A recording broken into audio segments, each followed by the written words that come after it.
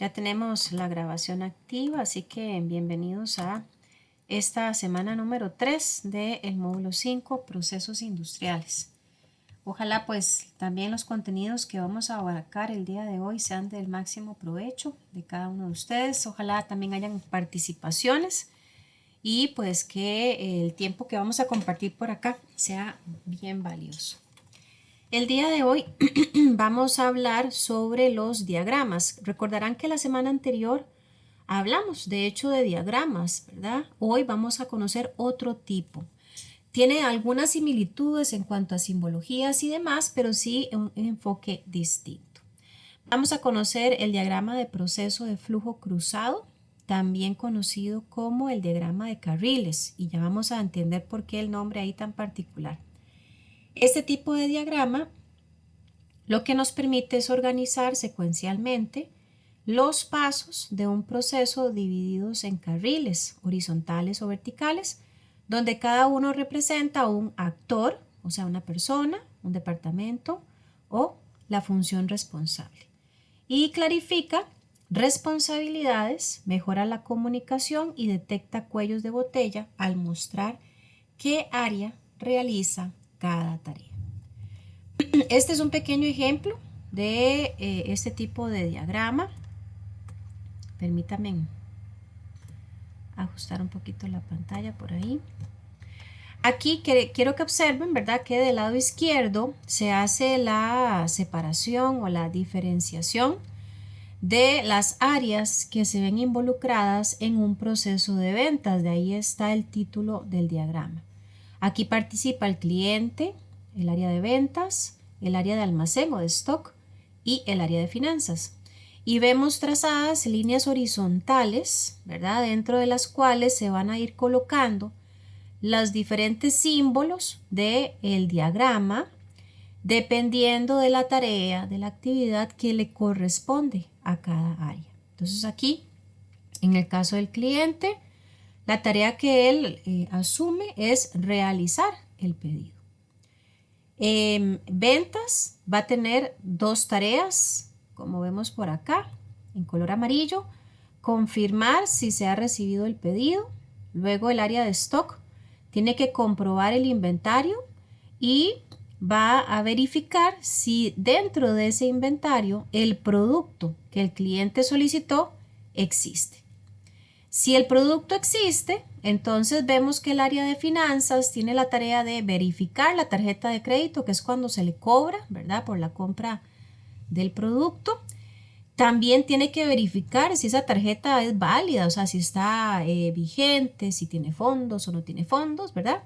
Si tiene fondos, va a tramitar el pago, como vemos aquí, ¿verdad? Y una vez finalizado el pago, se regresa el proceso al área de stock porque le corresponde entregar el pedido y obviamente el cliente finaliza el proceso porque ya tiene en sus manos lo que busca. Acá me devuelvo un momentito nada más en el carril de finanzas, en la simbología de rombo, que recuerden que esto es para decisión.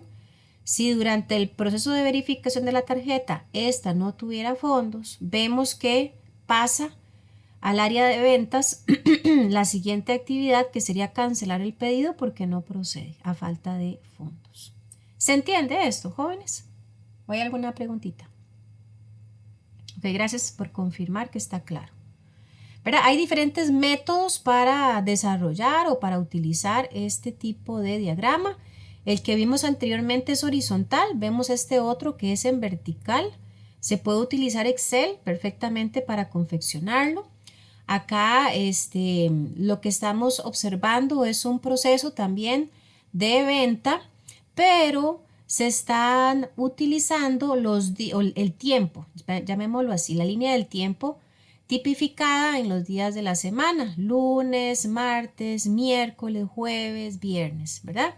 Generando entonces una relación directa entre la tarea que realiza cada actor del proceso versus el tiempo que se demora ejecutando las tareas que corresponden. Así que es un diagrama muy particular, muy interesante.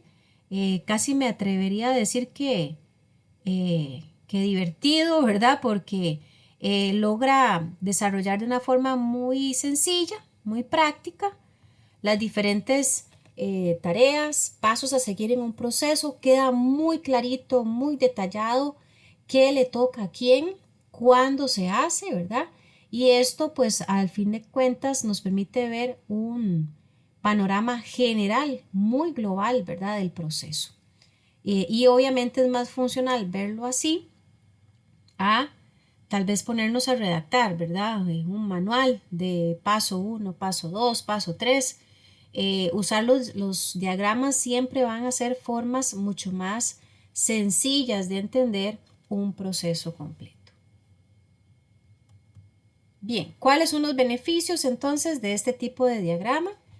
Número uno, la claridad, como bien lo decía, se define quién hace qué y cuándo.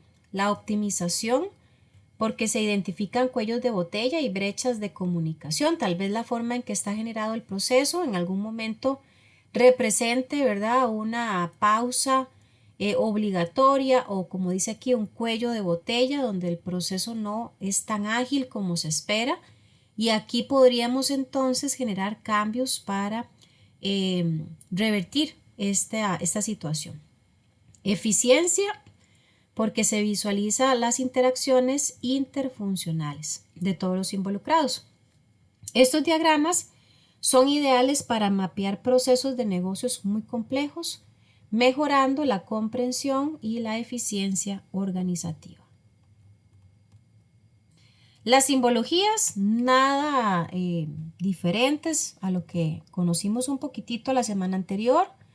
De pronto yo creo que yo sí se los dije, ¿verdad? Que las simbologías que inclusive conocimos la clase pasada no era la única. En su momento lo que abordamos eran los símbolos más comunes, más utilizados. Pero si ustedes inclusive se dieran a la tarea de buscar todos los símbolos que existen, ¿verdad? Son bastantes. Aquí, por ejemplo, este que estamos viendo en pantalla, me parece que no lo observamos en la clase anterior, pero este representa preparación. Aquí se utiliza para diferenciar entre los pasos que se prepara para el trabajo y los pasos que realmente hacen el trabajo. Ayuda a introducir la configuración en otro paso dentro del mismo proceso. Este otro, que es como una macetita, digo yo, es para las operaciones manuales. Indica un paso que se debe realizar de forma manual, no automáticamente. Este otro es una entrada manual. Representa la entrada manual de datos en un campo o un paso del proceso, por lo general a través del teclado o de un dispositivo. Ejemplo, en el proceso de inicio de sesión, cuando se le pide al usuario que ingrese los datos, por ejemplo, una clave, un usuario, un código. Esto que estamos viendo es un proceso macro, ¿verdad? Donde vemos 5 áreas involucradas en un proceso. Aquí con base en esta información macro es posible establecer las actividades y las dependencias de todos los departamentos involucrados. Por ejemplo, elaborar una cotización, luego se recibe la orden, luego se fabrica y se ensambla el producto, ¿verdad?, que venía dentro de esa orden, se despacha y se instala y finalmente se factura y se recibe el pago. Decimos que es macro porque es algo muy general.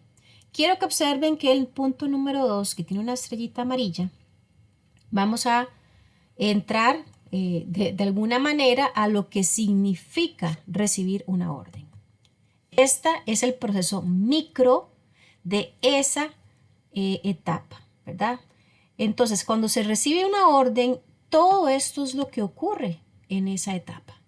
Tenemos al departamento de servicio al cliente, al de finanzas y al de logística interactuando para un solo paso, que es la orden y el despacho.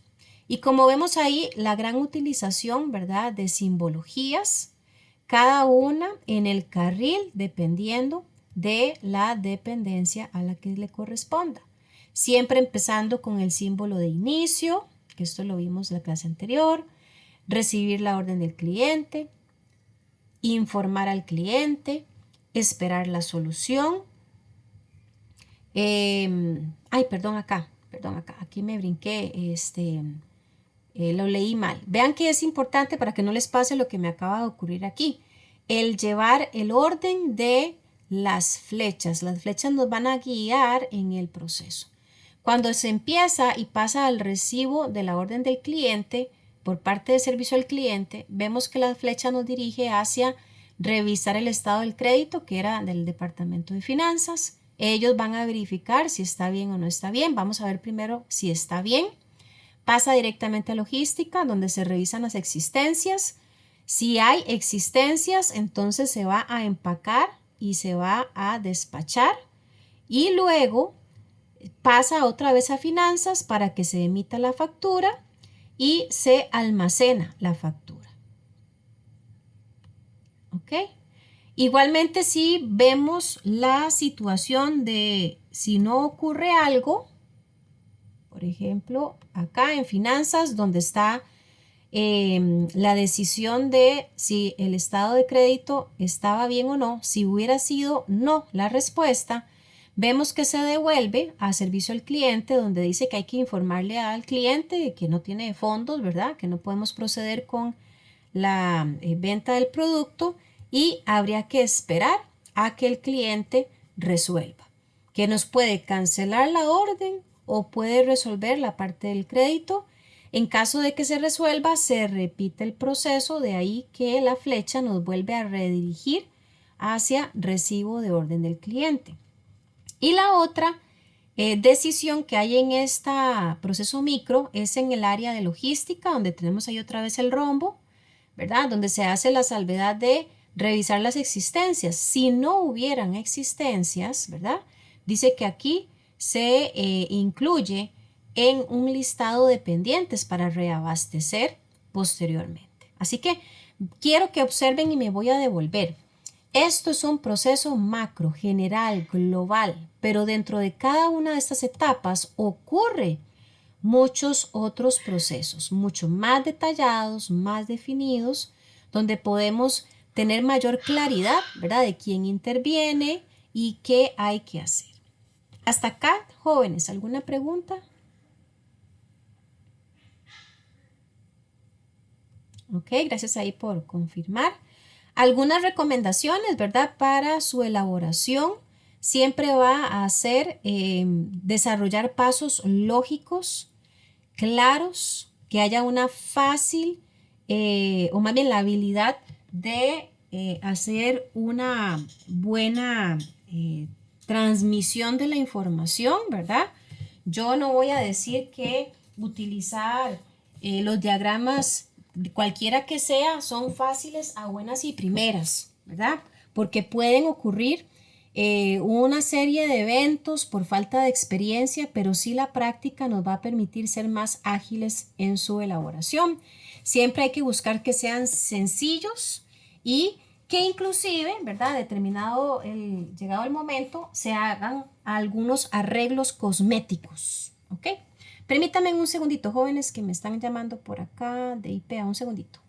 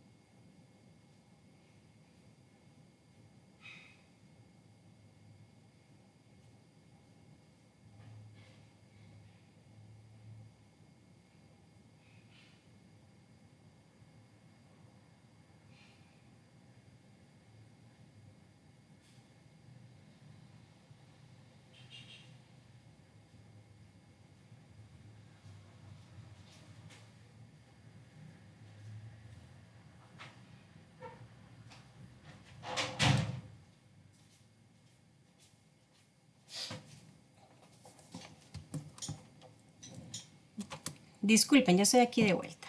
Ok.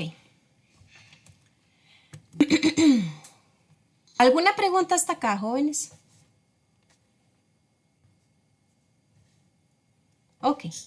Vamos a pasar a ver un término, bueno, a repasarlo porque sé que en clases anteriores, no necesariamente de este módulo, sino de otros módulos, hemos utilizado el término, pero aquí vamos a reforzarlo precisamente para entender mejor lo que viene en los próximos minutos. Y es el Lean Manufacturing, ¿verdad? Esto podemos traducirlo como la manufactura esbelta.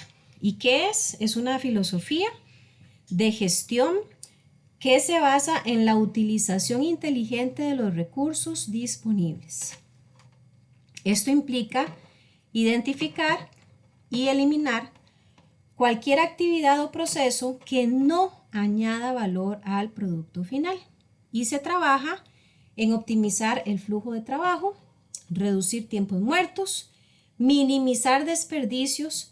Ese es como el eje central de esta filosofía, por eso está resaltado, y maximizar la productividad. Otro término también importante es el Lean Six Sigma, ¿verdad? Esta es una metodología de gestión que combina el Lean Manufacturing, el anterior, con el Six Sigma, que hace referencia a la reducción de variaciones y defectos. ¿Y para qué se gestiona o para qué se combinan? Para optimizar la eficiencia, la calidad y la rentabilidad empresarial. El objetivo aquí es mejorar los procesos mediante datos, eliminando actividades sin valor para aumentar la satisfacción del cliente usando comúnmente el ciclo de Mike, que es definir, medir, analizar, mejorar y controlar. Otro término también que necesitamos abarcar es la muda. Este es un término japonés que se utiliza para hacer referencia a desperdicio o a inutilidad y se refiere a cualquier actividad o proceso que consume recursos pero no añade valor al proceso, al producto, perdón, o al servicio final desde la perspectiva del cliente. Hay al menos 7 tipos de muda. Por ejemplo, se habla de la sobreproducción, las esperas, inventarios, movimientos, transporte, procesos y defectos. Ya ahorita vamos a ampliar al respecto. Cuando entendemos entonces que la muda, ¿verdad? Son esa serie de acciones, tareas, elementos o decisiones inclusive que se toman en el proceso, que son obligatorias en un proceso, pero que no resuelven nada, que no suman un valor real, es entonces cuando la empresa debe hacer una buena identificación de las mudas para corregirlas. De hecho, este término, ¿verdad?, fue creado por el ingeniero de Toyota, Taiichi Ohno, y él fue el que identificó 7 tipos de desperdicios. De hecho, no hace tanto tiempo se sumó un número 8, ¿verdad?, en desperdicios que igualmente vamos a ver en adelante. Les decía con una de las pequeñas imágenes anteriores, ¿verdad?, que el primer tipo de muda es la sobreproducción. Aquí se hace referencia a fabricar más de lo necesario o bien antes de que se requiera. Esto a menudo, ¿verdad?, es el peor de los desperdicios, cuando se produce más cantidad de lo que se necesita o cuando se produce más rápido de lo necesario. ¿Por qué esto es un desperdicio? Porque si produzco más de lo que voy a vender, tengo sobrantes. Si produzco más cantidad de lo que voy a poder distribuir en el tiempo, muchos de esos productos podrían dañarse o terminar siendo obsoletos. Otro tipo de muda es el transporte, ¿verdad? Que son todos los movimientos innecesarios, ¿verdad? No se malentienda que el movimiento en sí o que el transporte en sí es una muda, no. Es los movimientos innecesarios de materiales, de herramientas o de productos entre procesos. Es increíble, ¿verdad? Analizar que a veces hay movimientos que están dentro de un proceso que al asignarlos en este no están generando ningún beneficio. Más bien, inclusive a veces hasta generan mayor carga o mayor riesgo en la operación. El inventario es otro tipo de muda, ¿verdad? Aquí decíamos el tema número 1, ¿verdad? La sobreproducción. No se vaya a confundir con este punto 3, inventario, porque el inventario es el exceso de materia prima o de producto terminado que ocupa espacio y capital sin ser utilizado. Yo no sé si ustedes alguna vez se han puesto a meditar, ¿verdad? Que solamente el hecho de que una empresa tenga una bodega llena de producto terminado, eso puede convertirse en una muda si no hay una buena rotación de inventario. No está mal tener una bodega con inventario si sabemos que a como se llena la bodega, así rapidito, ¿verdad? Se vacía y más bien hay que producir más. El problema es cuando no hay un buen ciclo de inventario y como decimos popularmente, hay pegas, ¿verdad? Productos que no salen, productos que por tal vez fecha de vencimiento están a punto, ¿verdad? De ya caducar, productos que requieren de pronto demasiados niveles de seguridad para el resguardo y eso genera gastos innecesarios. Luego tenemos la 4, que son las esperas, o sea, los tiempos muertos de trabajadores o maquinarias, aguardando por el siguiente paso del proceso. A veces, ¿verdad? Hay procesos que son tan anticuados, tan obsoletos, que tienden a darse el lujo, porque es un lujo, a que un trabajador esté sin hacer nada. Porque, por ejemplo, está esperando que un jefe, que un supervisor llegue y firme algo o revise algo. O tal vez una maquinaria, ¿verdad? Que resulta que necesita ser calibrada o necesita ser lubricada y la única persona que podía hacerlo no está. Entonces, esos tiempos de espera son mudas porque no están sumando valor a la operación. El sobreprocesamiento, la número 5, es realizar más trabajo del que el cliente requiere o usar herramientas demasiado complejas para tareas sencillas. O sea, es complicar el proceso. Habiendo hoy en día tecnología y tantas facilidades, ¿verdad? Para que cada tarea más bien sea lo más óptima posible. La número 6, también importante recalco, no se vaya a malinterpretar o a creer que la 6 y la 2 son lo mismo. Ojo con esto. La 6 que habla de movimientos hace referencia solo a el cuerpo humano. O sea, desplazamientos innecesarios que hacen las personas para ir a buscar una herramienta o para hacer una tarea. De hecho, lo veremos en su momento, pero hay algunas formas en que está desarrollado un procedimiento que no son eficientes y de pronto en alguna de las actividades que tiene que realizar un operario, por ejemplo, necesita cortar algo, pero resulta que el equipo para cortar está al otro extremo de la planta. Entonces el operario va a tener que levantarse, trasladarse hasta esa esquina, hacer el corte y devolverse. Esos son movimientos que pueden interpretarse como muda, pudiendo de pronto haber hecho una mejor planificación del espacio para que el desplazamiento de la persona sea mínimo o del todo no tenga que hacer. Luego tenemos la número 7, que son los defectos, ¿verdad? Que son esos errores en la producción que requieren retrabajo, reparaciones o generan chatarra. Esto definitivamente es una muda y bajo la visión, ¿verdad? De lo que es la calidad, pues no deberían de ser algo común. Y el tipo de muda que recientemente fue sumado a esta lista, la número 8, es el talento no utilizado. Se ha entendido que definitivamente el no aprovechar al máximo la creatividad, las habilidades y las ideas de los empleados para mejorar procesos es una muda, es un desperdicio. Es triste a veces escuchar, ¿verdad?, que las empresas vienen y vamos a contratar a un experto, que no está mal, pero tal vez dentro de la misma compañía, las mismas propuestas que va a dar el experto, las pudo haber dado los mismos colaboradores y se hubieran ahorrado eso. Entonces, sí es importante, ¿verdad?, que entendamos el término de muda y los tipos que hay. ¿Hay alguna pregunta en este apartado? ¿O alguien que quiera hacer algún aporte?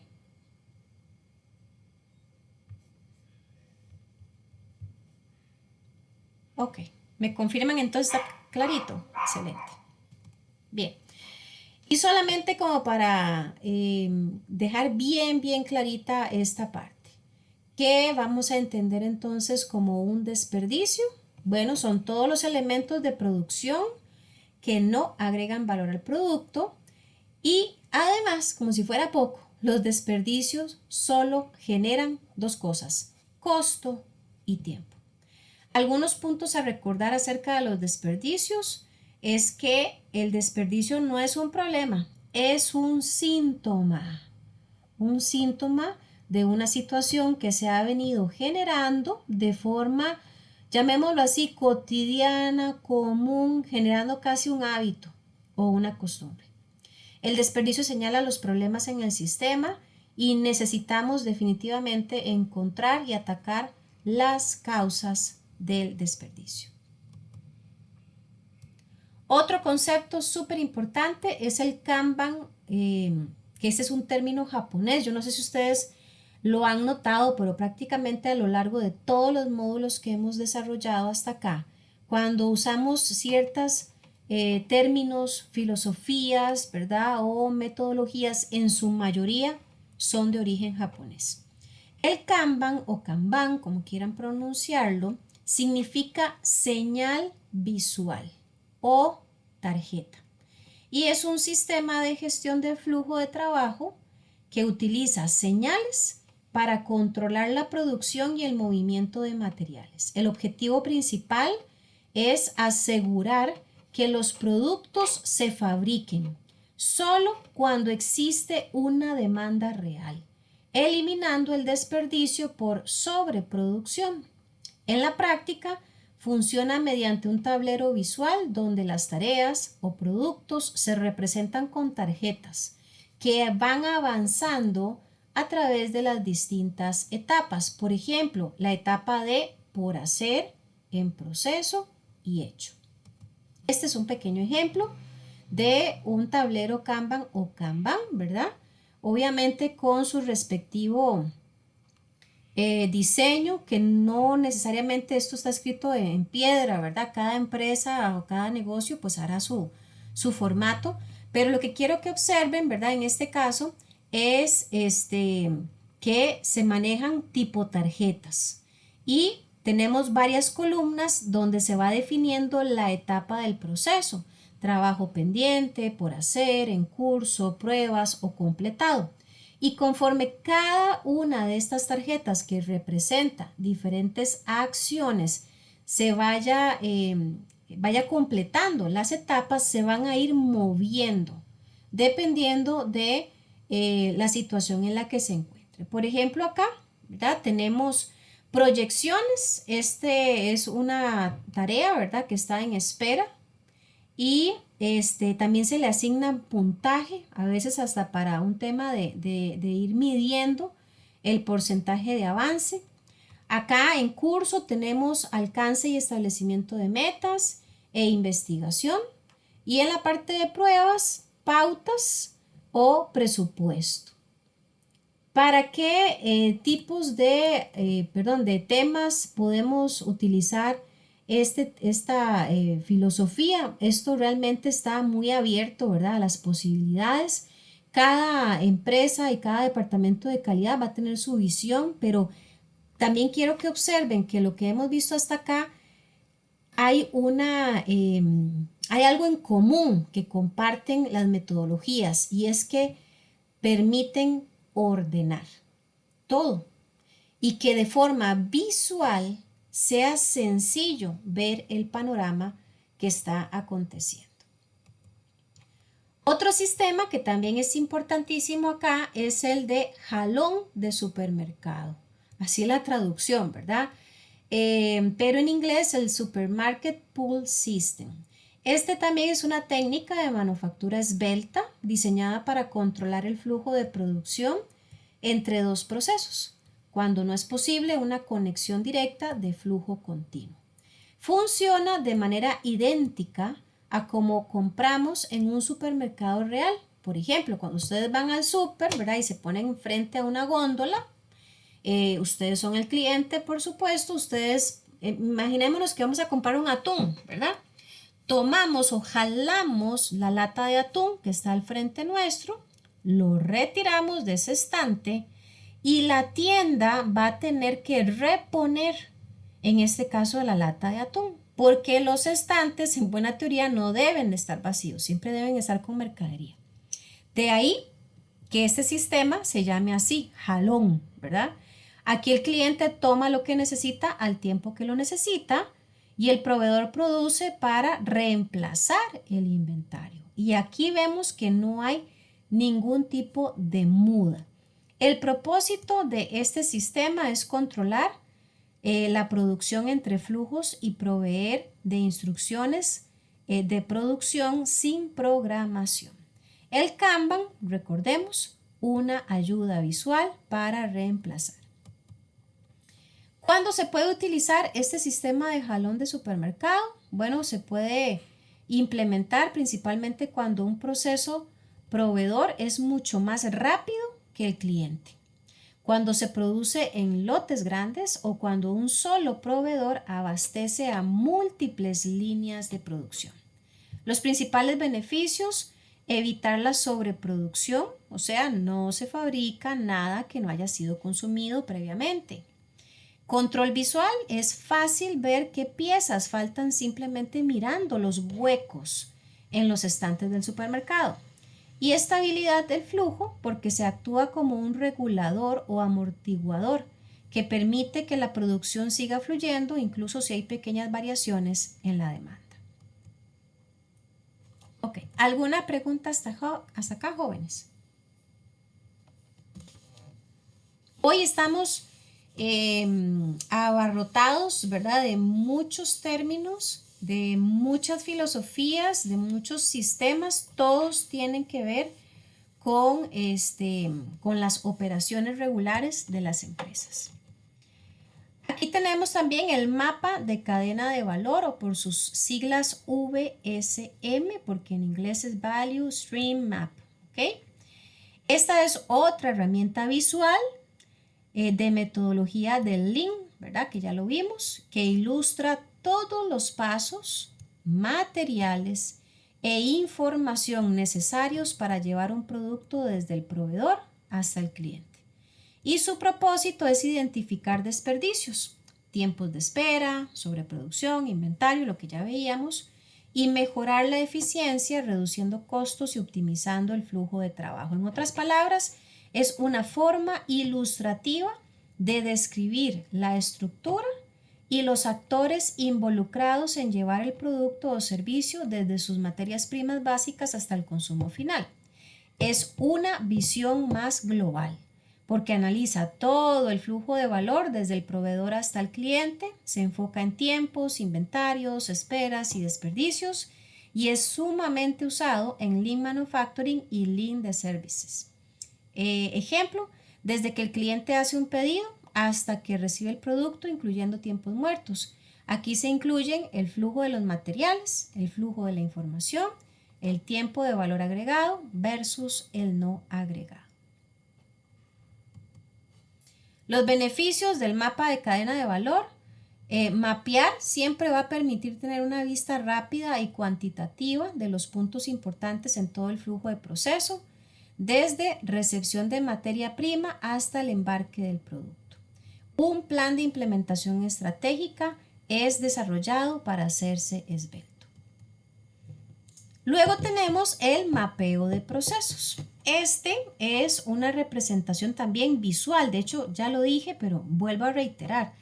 Todo lo que hemos estado abarcando hoy siempre tiene esa particularidad que son representaciones visuales de los pasos, actividades y responsables que componen un flujo de trabajo empresarial. Esta herramienta, usada para mejorar la eficiencia, identifica cuellos de botella y oportunidades de automatización, permitiendo visualizar procesos de principio a fin, lo que mejora la calidad, la comunicación y la toma de decisiones. Es una representación detallada de un proceso específico.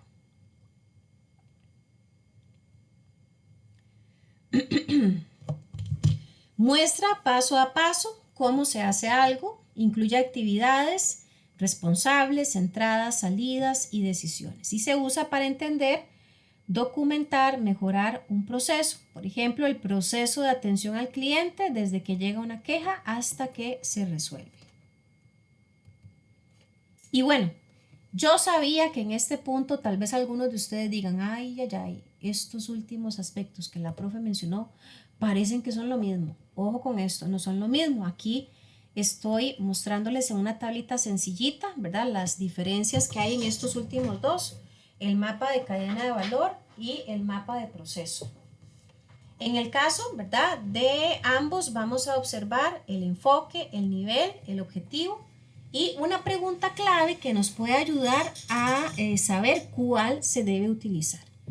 Por ejemplo, el mapeo de procesos, que fue el último que vimos, tiene un enfoque detallado, mientras que el de cadena de valor es más general, más global. El nivel que abarca el mapeo de procesos es micro, mientras que el de cadena de valor es macro.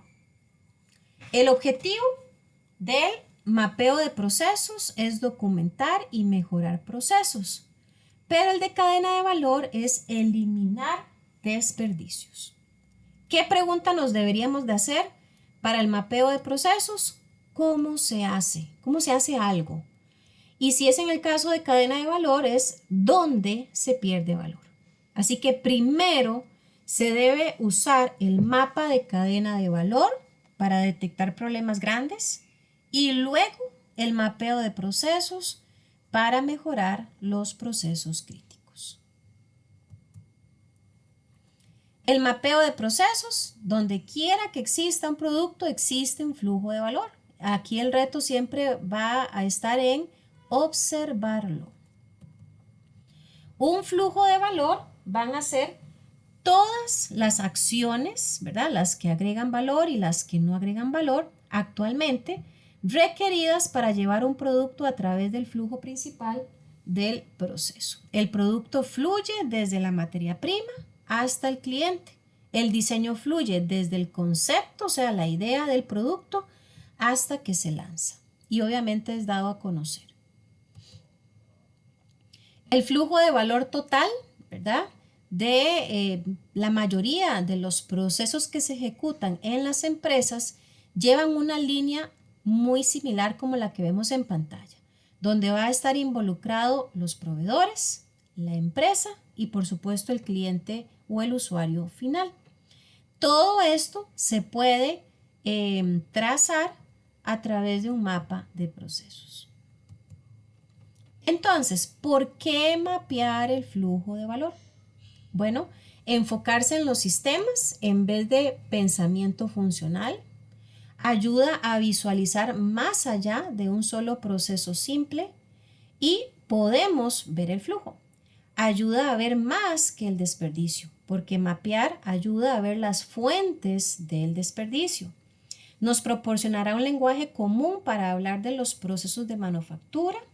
Nos ayuda a tomar decisiones con un flujo bien definido, forma la base del plan de implementación de la manufactura esbelta y muestra la vinculación entre los flujos de información y los flujos de materiales. Valor agregado y no agregado, un término que hemos escuchado, ¿verdad? En un par de diapositivas al inicio de la clase. Es importante aquí aclarar qué es eso, ¿verdad? El valor agregado es el valor real al producto, usualmente por lo que el cliente paga. Un ejemplo, subensamblaje, calidad en el producto, entregas a tiempo. Un no valor agregado es cuando no se agrega valor real o calidad al producto y son actividades implicadas que tienen que ocurrir para realizar el trabajo. Un ejemplo, manejar, ajustar, caminar, retrabajos, inspecciones, empacar, contar. La empresa no puede, llamémoslo así, decirle al cliente, uy, es que el chofer tuvo que manejar muchas horas para entregarle a usted el producto. Eso es un valor, eso es un no valor agregado. O sea, eso no está añadiendo un valor real al producto en sí o a la experiencia. Ajustar una máquina, el hecho de que un colaborador tenga que caminar de un punto a otro, eso no agrega valor, o sea, termina siendo mudas. ¿Dónde empezar entonces? Bueno, en esta pequeña esquema, ¿verdad? Que vemos a la derecha, donde tenemos 4 procesos o 4 elementos más bien. Dice arriba familia de productos. Sabemos que en industria médica muchas empresas se dedican, ¿verdad?, al desarrollo de productos y otras a familias de productos. Cuando esto está claro, se puede generar un mapa del proceso actual y también se debe crear un mapa de proceso futuro a lo que se desea llegar. Cuando se tienen estos dos elementos claros, se genera entonces un plan de trabajo. Esto quiere decir que es el ciclo completo de análisis y mejora de procesos, desde elegir qué analizar hasta definir cómo implementar las mejoras. Así que vamos a detallar cada etapa que estamos viendo aquí a continuación, también con un ejemplo práctico para que esto pues se comprenda mejor. Entonces, utilizando ese pequeño esquema, supongamos que en la familia de productos, aquí por supuesto vamos a referirnos a que es esos productos o servicios similares que se van a analizar. Esto va a delimitar el alcance del análisis, ¿verdad? No se estudia todo, sino una familia.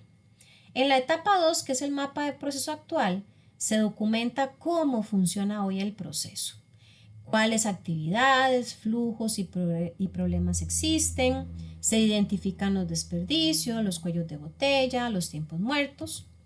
Y cuando llegamos a la etapa 3 del ciclo, que es el mapa de procesos futuro, se diseña cómo debería funcionar el proceso de mejora, eliminándose los desperdicios y optimizando el flujo de valor. Y aquí esto sería una propuesta que todavía no es una realidad.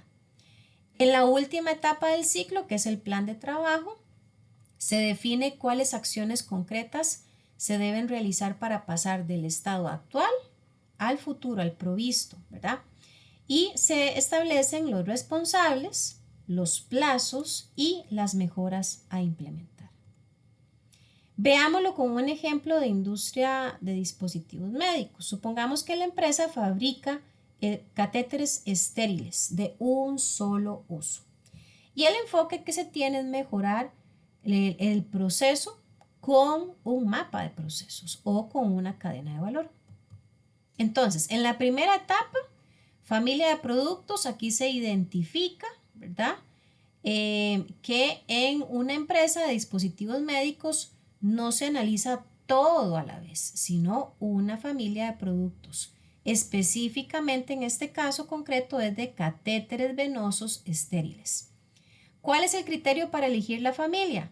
Que sea del mismo flujo de producto, que tengan los mismos equipos y que sea bajo la misma norma regulatoria.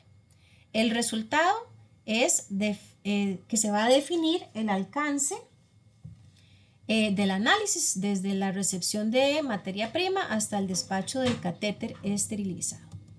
La segunda etapa es conocer el mapa de procesos actual. Supongamos, ¿verdad?, que aquí se documenta cómo funciona el proceso tal como ocurre en la planta. El proceso actual típico es: paso 1, recepción de la materia prima, que son tubos y conectores. Paso 2, inspección de calidad de entrada. Paso 3, corte del tubo. Paso 4, ensamble manual del catéter. Paso 5, inspección visual. Paso 6, limpieza. Paso 7, empaque primario. Paso 8, esterilización. Paso 9, empaque secundario. Paso 10, liberación por calidad. Y paso 11, almacenamiento y despacho. Ahora, ¿cuáles son los problemas que se han detectado con este proceso actual? Que hay altos tiempos de espera antes de la esterilización, que hay retrabajos por fallas en ensamble, que hay una excesiva inspección manual, que los inventarios intermedios son muy elevados y que los cuellos de botella en liberación de calidad se están presentando con mayor regularidad.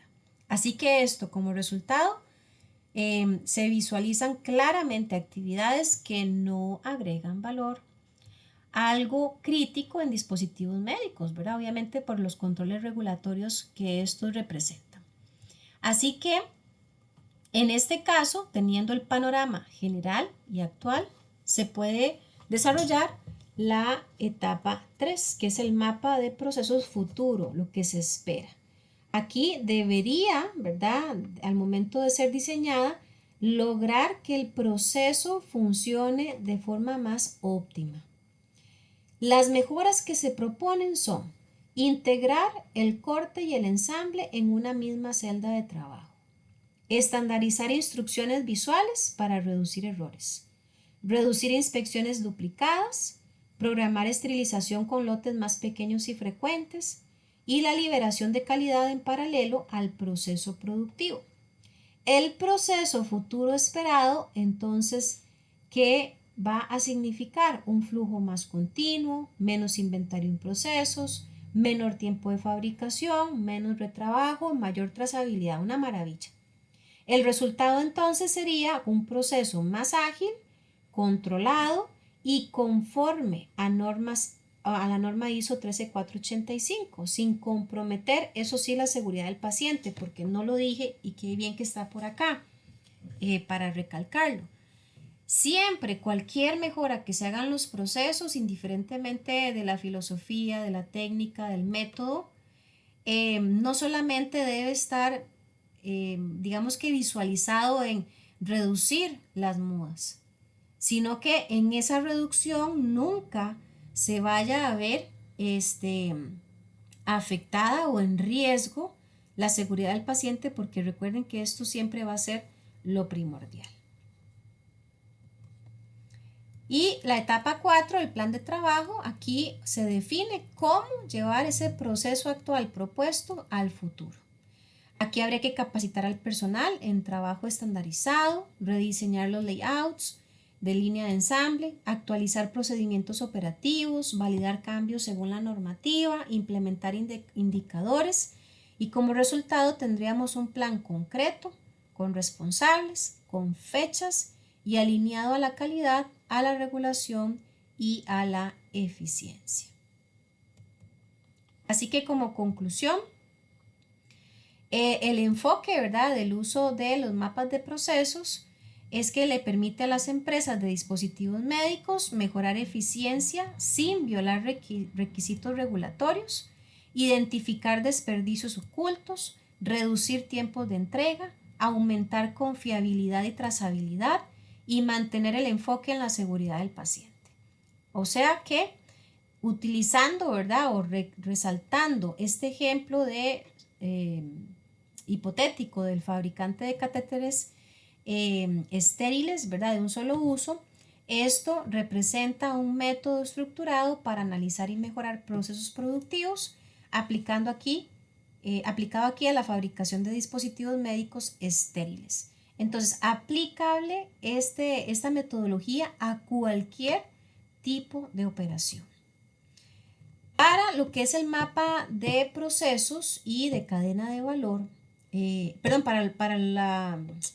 los mapas de cadena de valor, hay simbologías que se utilizan. Vamos a conocerlas.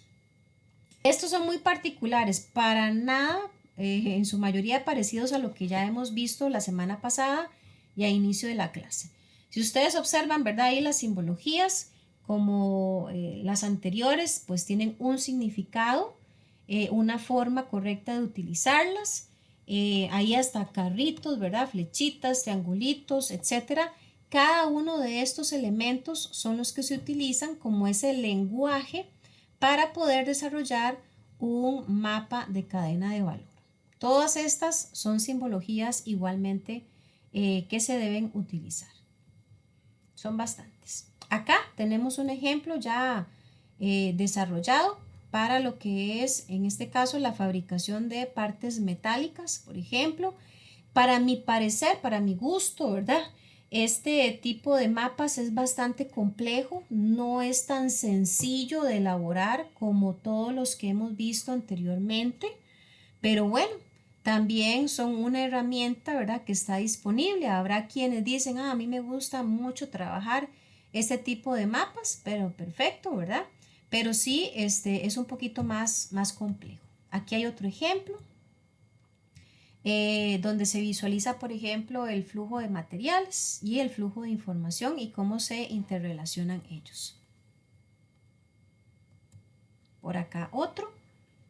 De hecho, para esto no hay así como que una plantilla. Mucho va a depender del tipo de operación, el tipo de material, de producto, ¿verdad? Que se realice y también obviamente el tipo de empresa.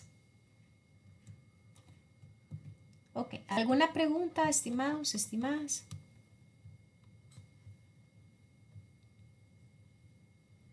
Ok, excelente. Bueno, ya el examencito, ¿verdad? Para esta semana está disponible. Como siempre, hacerles la recomendación de que estén pendientes de la fecha y hora de cierre del examen para que nadie, ojalá lo deje para el final. Ya estamos tan cerquita, ¿verdad? De completar este programa y creo que es un buen momento para hacer una llamada de atención, de mantenernos siempre alerta, siempre al día con todas las entregas de exámenes. Me parece que el esfuerzo que ustedes han hecho hasta acá vale demasiado como para ir aflojando, ¿verdad? O para ir bajando un poquito las baterías. Eso ahorita no es una buena idea, por el contrario, es hacer un último empujoncito, chicos y chicas, ¿verdad? Para ya terminar este programa y que ojalá pues muy pronto empiecen a cosechar los beneficios de esta dedicación que ustedes han asumido. Claro que sí, Abigail, cuénteme, ¿cuál es su consulta?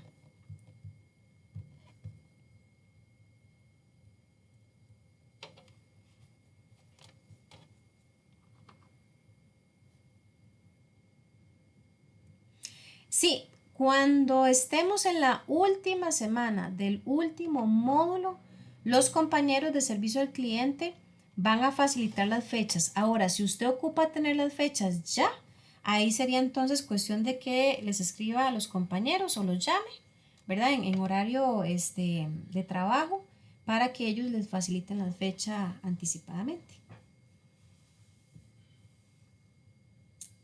¿Alguna otra consulta, por favor? Con todo gusto. Ok, bueno, entonces si estamos claros con el tema de hoy, muchísimas gracias por la asistencia, saludos a los que ven la grabación posteriormente.